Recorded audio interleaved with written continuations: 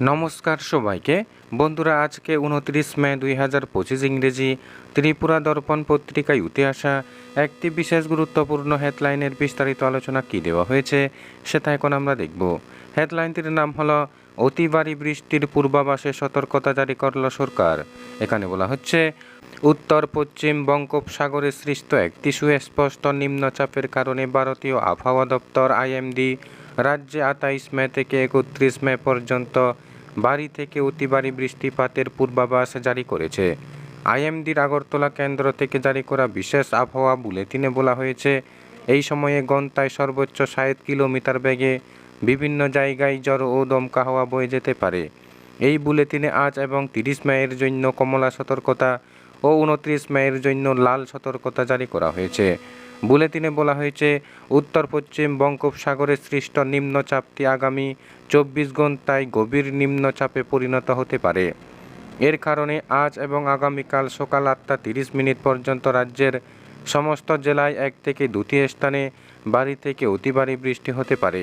এই সময়ে বজ্র বিদ্যুৎ সহ ঘন্টায় 40 থেকে 50 কিলোমিটার বেগে ঝড়ো হাওয়া বয়ে যেতে পারে।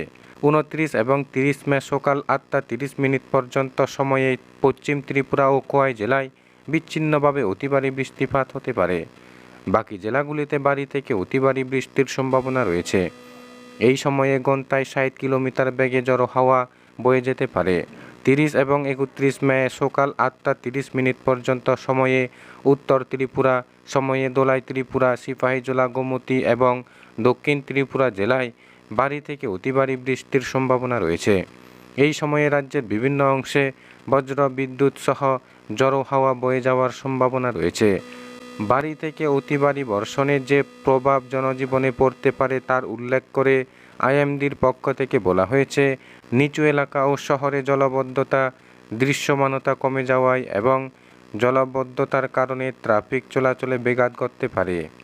এছাড়া কাঁচা ঘরবাড়ি, গাছপালা ও দুর্বল কাঠামোসমূহের ক্ষতি, হঠাৎ বন্যা বা পাহাড়ি এলাকায় ভূমিধসের সম্ভাবনা, চাষাবাদ, সবজি ও বাগানের ফলের ক্ষতি এবং বিদ্যুৎ ও যোগাযোগ ব্যবস্থায় ব্যাঘাত ঘটতে পারে। আবহাওয়ার এই পরিবর্তনের কারণে ভারতীয় আবহাওয়া দপ্তরের পক্ষ থেকে বজ্রপাত ও ভারী বৃষ্টিপাতের সময় ঘরের ভেতর থাকার, জলাবদ্ধ ও ভূমিধস প্রবণ এলাকায় যাতায়াত এড়িয়ে চলা, মাছ ধরতে বা জলাশয়ের কাছে যাওয়া থেকে বিরত থাকা, কৃষকদের চাষের কাজ আপাতত স্থগিত রাখা এবং ফসল রক্ষার ব্যবস্থা নেওয়া, গাছের নিচে বা দুর্বল স্থানের কাছে আশ্রয় না নেওয়া, বৈদ্যুতিক যন্ত্রপাতির ব্যবহার বন্ধ রাখা এবং বৈদ্যুতিক বস্তু থেকে দূরে থাকা, ট্রাফিক ও আবহাওয়া বিভাগ কর্তৃক প্রদত্ত নির্দেশিকার অনুসরণ করা এবং জরুরি কিট প্রস্তুত রাখা ও ঘরের মূল্যবান জিনিস সুরক্ষিত রাখার পরামর্শ দেওয়া হয়েছে। আইএমডির পক্ষ থেকে সাধারণ মানুষকে আতঙ্কিত না হয়ে সরকারি আবহাওয়া বুলেটিন এবং নির্দেশনার প্রতি সতর্ক দৃষ্টি রাখার এবং প্রয়োজনে জেলা বা রাজ্য জরুরি পরিষেবা কেন্দ্রের সঙ্গে যোগাযোগ রাখার জন্য অনুরোধ করা হয়েছে। রাজস্ব দপ্তরের পক্ষ থেকে এক বিজ্ঞপ্তিতে এই সতর্কবার্তা জারি করা হয়েছে। বন্ধুরা, খবর আপাতত এই পর্যন্ত। বন্ধুরা, ভিডিওটি ভালো লাগলে লাইক, শেয়ার, সাবস্ক্রাইব করে আমাদের সঙ্গে থাকুন। ধন্যবাদ সবাইকে ভিডিওটি দেখার জন্য।